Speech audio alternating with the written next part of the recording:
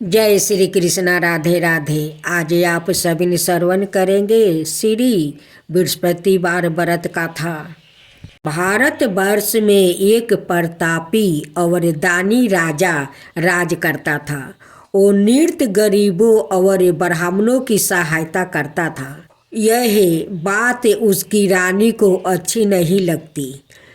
वो ना ही गरीबों को दान देती और ना ही भगवान का पूजा करती और राजा को भी दान देने से माना करती। एक दिन राजा शिकार खेलने वन में गया तो रानी महल में अकेली थी। उसी समय बृहस्पति देव साधु भेष में राजा के महल में भिक्षा के लिए आया और भिक्षा मांगी। रानी ने भिक्षा देने से इनकार कर दिया और कहा, हे साधु महाराज, मैं तो दान पुण्य से तंग आ गई हूँ। मेरा पति सारा धन लुटाते रहते हैं। मेरी इच्छा है कि हमारा धन नष्ट हो जाए, फिर ना रहेगा बांस और ना बाजेगा बांसुरी। साधु ने कहा, देवी तुम तो बड़ी विचित्र हो। धन संतान तो सभी चाहते हैं, पुत्र और लक्ष्मी तो पापी के घर में भी होना चाहिए। यदि तुम्हारे पास अधिक धन है तो भूखों को भोजन दो, प्यासों के लिए पियाऊ बनवाओ, मुसाफिरों के लिए धर्मशाला खुलवाओ। जो निर्धन अपनी कुंवारी कन्या का विवाह नहीं करा सकते उनका विवाह करवा दो। ऐसे और कई काम है जिनके करने से तुम्हारा यश लोक परलोक में फैल जाएगा। परंतु रानी पर उपदेश का कोई प्रभाव ना पड़ा। वो बोली, महाराज आप मुझे कुछ ना समझाइए। मैं ऐसा धन नहीं चाहती जो हर जगह वो बांटती फिरूं। साधु ने उत्तर दिया, यदि तुम्हारी ऐसी इच्छा है तो तथास्तु, तुम ऐसा करना कि बृहस्पतिवार को घर लीप कर पीली मिट्टी से अपना सिर धोकर स्नान करना, भट्ठी चढ़ाकर कपड़े धोना। ऐसे करने से आपका सारा धन नष्ट हो जाएगा।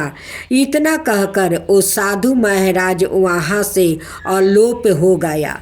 साधु के अनुसार कई बातों को पूरा करते हुए रानी को केवल 3 बृहस्पतिवार ही बीते थे कि उसकी समस्त धन संपत्ति नष्ट हो गई।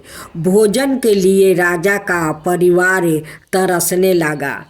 तब एक दिन राजा ने रानी से बोला कि हे रानी, तुम यही रहो, मैं दूसरे देश को जाता हूँ, क्योंकि यहाँ पर सभी लोग मुझे जानते हैं। इसलिए मैं कोई छोटा कार्य नहीं कर सकता। ऐसा कहकर राजा परदेश चला गया। वहाँ वो जंगल से लकड़ी काट कर लाता और शहर में बेचता। इस तरह वह अपना जीवन व्यतीत करने लगा। इधर राजा के परदेश जाते ही रानी और दासी दुखी रहने लगी। एक बार जब रानी और दासी को 7 दिन तक बिना भोजन के रहना पड़ा तो रानी ने अपनी दासी से कहा, हे दासी, पास ही के नगर में मेरी बहन रहती है। वह बड़ी धनवान है।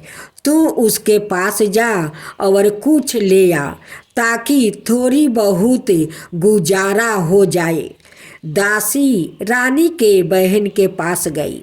उस दिन गुरुवार था और रानी की बहन उस समय बृहस्पतिवार व्रत की कथा सुन रही थी। दासी ने रानी की बहन को अपनी रानी का संदेश दिया, लेकिन रानी की बड़ी बहन ने कोई उत्तर नहीं दिया। जब दासी को रानी की बहन से कोई उत्तर नहीं मिला तो वह बहुत दुखी हुई और उसे क्रोध भी आया। दासी ने वापस आकर रानी को सारी बात बता दिया। सुनकर रानी ने अपने भाग्य को कोसा। उधर रानी के बहन ने सोचा कि मेरी बहन की दासी आई थी, परंतु मैं उसे नहीं बोली, इससे वह बहुत दुखी हो गई होगी।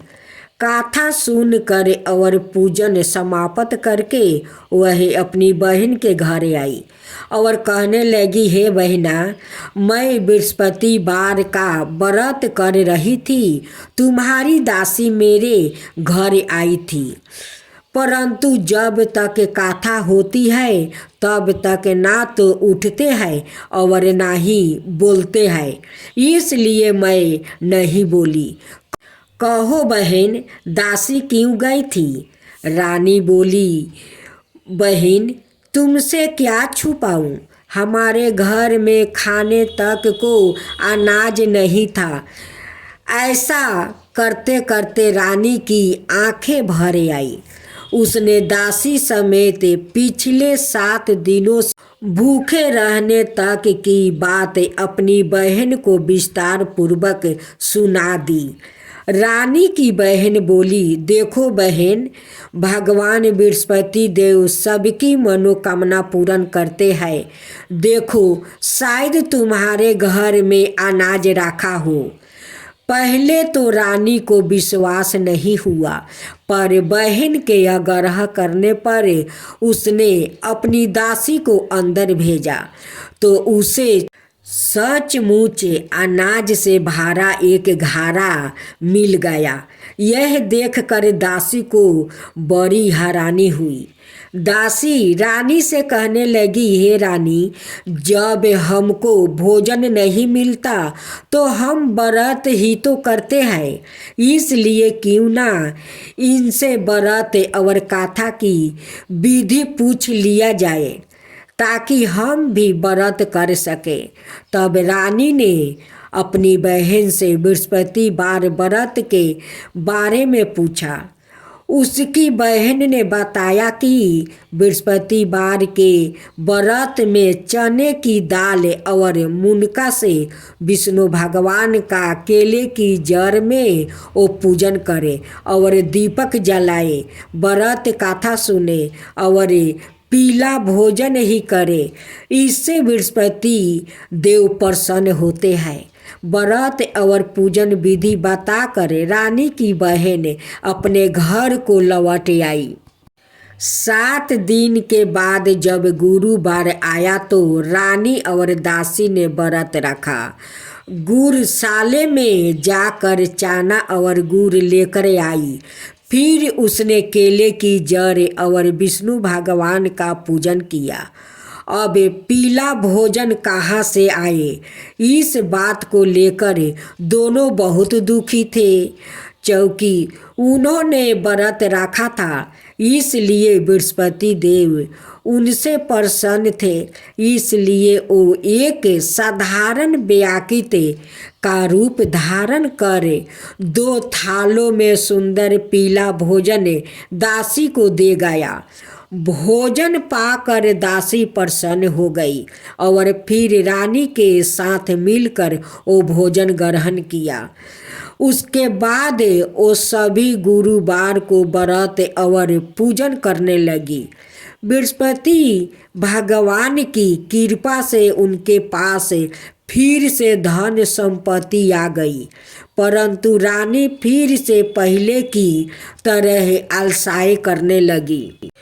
तब दासी बोली, देखो रानी, तुम पहले भी इस प्रकार आलसाई करती थी, तुम्हें धन रखने में कष्ट होता था, इस कारण सभी धन नष्ट हो गया, और अब जब भगवान बृहस्पति की कृपा से धन मिला है तो तुम्हें फिर से आलसाई होता है। रानी को समझाते हुए दासी कहती है कि बड़ी मुसीबत के बाद हमने यह धन पाया है, इसलिए हमें दान पुण्य करना चाहिए, भूखे मनुष्य को भोजन कराना चाहिए और धन को शुभ कार्य में खर्च करना चाहिए, जिससे तुम्हारे कुल का यश बढ़ेगा, स्वर्ग की प्राप्ति होगी और पितर प्रसन्न होंगे। दासी की बात मानकर रानी अपना धन शुभ कार्य में खर्चा करने लगी, जिससे पूरे नगर में उसका यश फैलने लगा।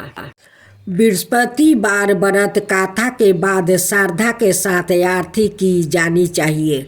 इसके बाद प्रसाद बांट कर उसे ग्रहण करना चाहिए। एक दिन राजा दुखी होकर जंगल में एक पेड़ के नीचे आसन जमा कर बैठ गया। वह अपनी दासा को याद करके वो व्याकुल होने लगा। बृहस्पतिवार का दिन था। एकाएक उसने देखा कि निर्जन वन में एक साधु प्रकट हुआ। वह साधु भेष में सवाए बृहस्पति देव थे। लकड़हारे के सामने आकर बोले, हे लकड़हारा, इस सुनसान जंगल में तू चिंता मगन क्यों बैठा है? लकड़हारा ने दोनों हाथ जोड़कर प्रणाम किया और उत्तर दिया, महात्मा जी, आप सब कुछ जानते हैं, मैं क्या कहूँ? यह कहकर रोने लगा और साधु को अपनी आत्मा कथा सुनाने लगा। महात्मा जी ने कहा, तुम्हारी स्त्री ने बृहस्पति के दिन बृहस्पति भगवान का वो निरादर किया है, जिसके कारण रूठ होकर उन्होंने तुम्हारी यह दशा कर दिया है। अब तुम चिंता को दूर करके मेरे कहने पर चलो तो तुम्हारे सब कष्ट दूर हो जाएंगे और भगवान पहले से भी अधिक संपत्ति देंगे। तुम बृहस्पति के दिन कथा किया करो। 2 पैसे के चना मुनका लाकर उसका प्रसाद बनाओ और शुद्ध जल से लोटे में शक्कर मिलाकर अमृत तैयार करो। कथा के पश्चात अपने सारे परिवार और सुनने वालों में प्रेमियों में अमृत और प्रसाद बांट दो। आप भी ग्रहण करो। ऐसे करने से भगवान तुम्हारी सब मनोकामना पूरी करेंगे। साधु के ऐसे वचन सुनकर लकड़हारा बोला, हे प्रभु, मुझे लकड़ी बेचकर इतना पैसा नहीं मिलता जिसे भोजन के उपरांत कुछ बचा सकूं। मैंने रात्रि में अपनी स्त्री को व्याकुल देखा है। मेरे पास कुछ भी नहीं जिससे मैं उसकी खबर मांग सकूं। साधु ने कहा, हे लकड़हारे, तुम किसी बात की चिंता मत करो। बृहस्पति के दिन तुम रोजाना की तरह लकड़ियाँ लेकर शहर को जाओ। तुमको रोज से दोगुना धन प्राप्ति होगा, जिससे तुम भली भांति भोजन कर लोगे और बृहस्पति देव की पूजा का सामग्री भी आ जाएगा। इतना कहकर साधु अंतर ध्यान हो गया। धीरे धीरे समय व्यतीत होने पर फिर वही बृहस्पतिवार का दिन आया। लकड़हारा जंगल से लकड़ी काट कर किसी शहर में बेचने गया।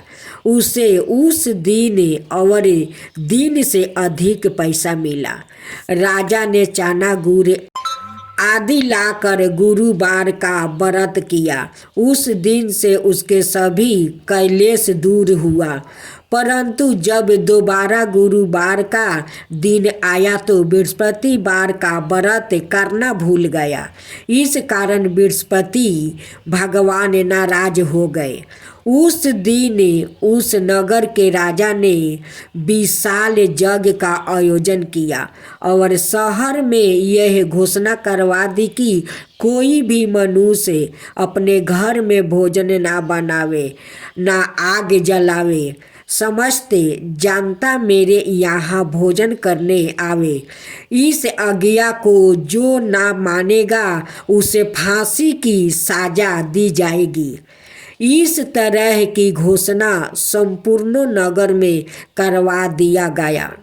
राजा की आज्ञा अनुसार शहर के सभी लोग भोजन करने गए, लेकिन लकड़हारा कुछ देर से पहुंचा, इसलिए राजा उसको अपने साथ घर ले गया और ले जाकर भोजन करवा रहे थे तो रानी की दृष्टि उस खूंटी पर पड़ी जिस पर उसका हार लटका हुआ था। वहाँ पर दिखाई नहीं दिया।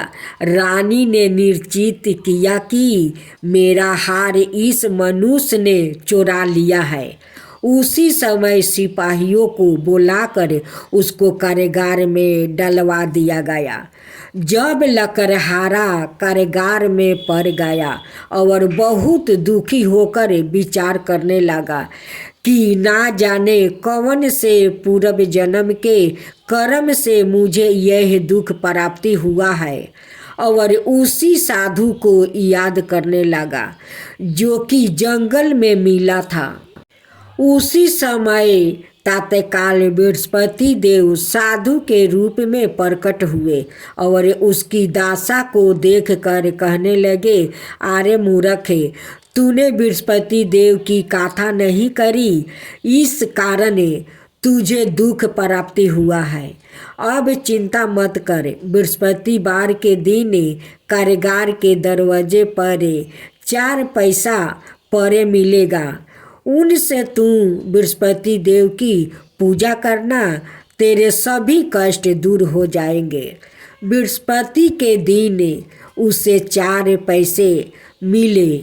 लकड़हारा ने कथा कही। उसी रात्रि को बृहस्पति देव ने उस नगर के राजा को उस सपने में कहा, हे राजा, तुमने जिस आदमी को कारागार में बंद कर दिया है वह निर्दोष है, वो राजा है, उसे छोड़ देना।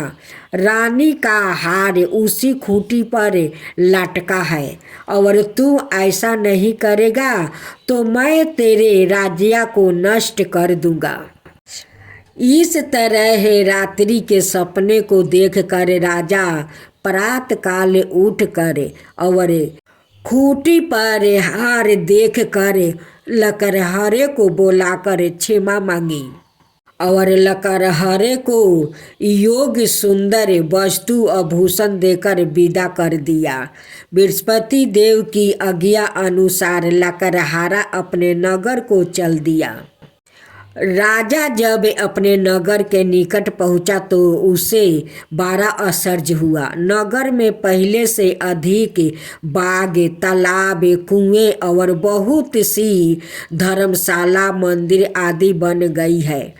राजा ने पूछा, यह किसका बाग और धर्मशाला है? तब नगर के सब लोग कहने लगा, यह सब रानी और बंदी की है। तो राजा को आश्चर्य हुआ और गुस्सा भी आया। जब रानी ने यह खबर सुनी कि राजा आ रहे हैं तो उन्होंने बंदी से कहा कि हे दासी, देख, राजा हम लोग कितनी बुरी हालत में छोड़ गया था। हमारी ऐसी हालत देखकर वो लौट ना जाए, इसलिए तू दरवाजे पर खड़ी हो जा। आज्ञा अनुसार दासी दरवाजे पर खड़ी हो गई। राजा आए तो उन्हें अपने साथ ले गई। तब राजा ने क्रोध करके अपनी रानी से पूछा कि यह धन तुम्हें कैसे प्राप्ति हुआ है? तब उन्होंने कहा, हमें यह सब धन बृहस्पति देव के इस व्रत के प्रभाव से प्राप्ति हुआ है। राजा ने निश्चय किया कि 7 रोज बाद तो सभी बृहस्पति देव का पूजन करते हैं, परंतु मैं प्रतिदिन में 3 बार कहानी और रोज व्रत किया करूँगा। अब हर समय राजा के दुपट्टे में चने की दाल बंधी रहती और दिन में 3 बार कहानी कहता। एक रोज राजा ने विचार किया कि चलो अपनी बहन के यहाँ से हो आए। इस तरह निश्चय करे राजा घोड़े पर सवार हो गया, अपनी बहन के घर जाने लगा। मार्ग में उसने देखा कि कुछ आदमी एक मुर्दा को ले जा रहा है। उन्हें रोक कर राजा कहने लगा, अरे भाइयों, मेरी बृहस्पति देव की कथा सुन लो। वो बोले, लो हमारा तो आदमी मर गया है, इसको अपनी कथा की परी है। परंतु कुछ आदमी बोले, अच्छा कहो, हम तुम्हारी कथा भी सुनेंगे। राजा ने दाल निकाली और जब कथा आधी हुई तब मुर्दा हिलने लगा, और जब कथा समाप्त हो गई तो राम राम करके मनुष्य उठकर खड़ा हो गया। आगे मार्ग में उसे एक किसान खेत में हाल चलाता मिला। राजा ने उसे देखकर और उसे बोला, अरे भाई, तुम मेरी बृहस्पतिवार की कथा सुन लो। किसान बोला, जब तक मैं तेरी कथा सुनूंगा तब तक 4 हाल जोत लूँगा। जा अपनी कथा किसी और को सुनाना। इस तरह राजा आगे चलने लगा। राजा के हटते ही बैल पछाड़ खाकर गिर गया और किसान के पेट में बड़ी जोर का दर्द होने लगा। उस समय उसकी माँ रोटी लेकर आई। उसने जब यह देखा तो अपने पुत्र से सब हाल पूछी और बेटे ने सभी हाल कह दिया। तो बुढ़िया दौड़ी दौड़ी उसे घोड़सवार के पास गई और उससे बोली कि मैं तुम्हारी कथा सुनूंगी तो अपनी कथा मेरे खेत पर चल कर ही कहना। राजा ने बुढ़िया के खेत पर जाकर कथा कही, जिसके सुनते ही वह बैल उठ खड़ा हुआ और किसान के पेट का दर्द भी वो बंद हो गया। राजा अपनी बहन के घर पहुंचा। बहन ने भाई की खूब मेहमानी की। दूसरे रोज प्रातः काल राजा जागा तो वह देखने लगा कि सब लोग भोजन कर रहे हैं। राजा ने अपनी बहन से कहा, ऐसा कोई मनुष्य है जिसने भोजन नहीं किया हो? मेरी बृहस्पतिवार की कथा सुन ले। बहन बोली, हे भैया, यह देश ऐसा ही है कि पहले यहाँ लोग भोजन करते हैं, बाद में अन्याय काम करते हैं। अगर कोई पड़ोस में हो तो देखाओ। वह ऐसा कहकर वो देखने चली गई, परंतु उसे कोई ऐसा व्याकृत नहीं मिला जिसने भोजन ना किया हो। और वह एक कुम्हार के घर गई जिसका लड़का बीमार था। उसने मालूम हुआ कि उनके यहाँ 3 रोज से किसी ने भोजन नहीं किया है। रानी ने अपने भाई की कथा सुनने के लिए कुम्हार से कहा। वो कुम्हार तैयार हो गया। राजा ने जाकर बृहस्पतिवार की कथा कही, जिसको सुनकर उसका लड़का ठीक हो गया। अब तो राजा की प्रशंसा होने लगी। एक रोज राजा ने अपनी बहन से कहा कि हे बहना, हम अपने घर को जाएंगे, तुम भी तैयार हो जाओ। राजा की बहन ने अपनी सास से कही। सास ने कहा कि हाँ चली जा, परंतु अपने लड़के को मत ले जाना, क्योंकि तेरे भाई के कोई औलाद नहीं है। बहन ने अपने भाई से कहा, हे भैया, मैं तो चलूँगी, पर कोई बालक नहीं जाएगा। राजा बोला, जब कोई बालक नहीं चलेगा तब तुम ही क्यों जाओगी? बड़े दुखी मन से राजा अपने नगर को लौट आया। राजा ने अपनी रानी से कहा, हम निसंतान है, हमारे मुंह देखने का धर्म नहीं है और कुछ भोजन आदि नहीं किया। रानी बोली, हे प्रभु, बृहस्पति देव ने हमें सब कुछ दिया है, वह हमें औलाद अवश्य देंगे। उसी रात को बृहस्पति देव ने राजा से सपने में कहा, हे राजन, उठो, सभी सोच त्याग दो, तेरी रानी गर्भ से है। राजा की यह बात सुनकर बड़ी खुश हुआ।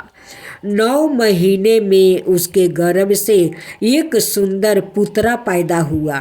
तब राजा बोला, हे रानी, स्त्री बिना भोजन के रह सकती है, पर बिना कहे नहीं रह सकती। जब मेरी बहन आवे तुम उसे कुछ कहना मत। रानी ने सुनकर हाँ कर दिया। जब राजा की बहन ने यहाँ शुभ समाचार सुना तो वह बहुत खुश हुई और बधाई लेकर अपने भाई के यहाँ आ गई। तभी रानी ने कहा, घोड़ा चढ़कर तो नहीं आई, गाधा चढ़ी आई है। राजा की बहन बोली, भाभी, मैं इस प्रकार ना कहती तो तुम्हें औलाद कैसे मिलती। बृहस्पति देव ऐसा ही है, जैसी जिसके मन में कामनाएं हैं सभी को पूर्ण करते हैं। जो सद्भावना पूर्वक बृहस्पतिवार का व्रत करता है, वो कथा पढ़ता है अथवा सुनता है, दूसरों को सुनाता है, बृहस्पति देव उसकी सभी मनोकामना पूर्ण करते हैं।